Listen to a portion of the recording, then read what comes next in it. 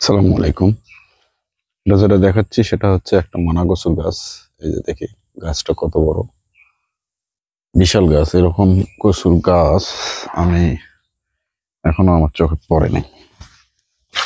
যদি ঘুরে ঘুরে একটু দেখানোর চেষ্টা করি, এই যে এইটা হচ্ছে গাছের গোড়া।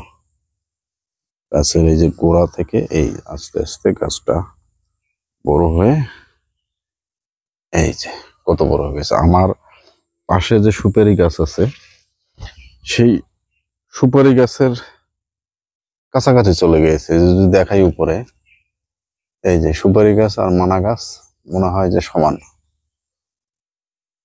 এই যে এটা হচ্ছে মানা গাছের গাছ, সাইড দিয়ে অনেকগুলো চারা বের হয়েছে। এগুলো আমি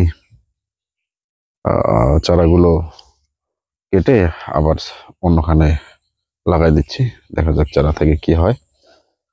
এটা গত বছর লাগাইছি, এটার বয়স প্রায় 8-10 মাস হইলো লাগানোর।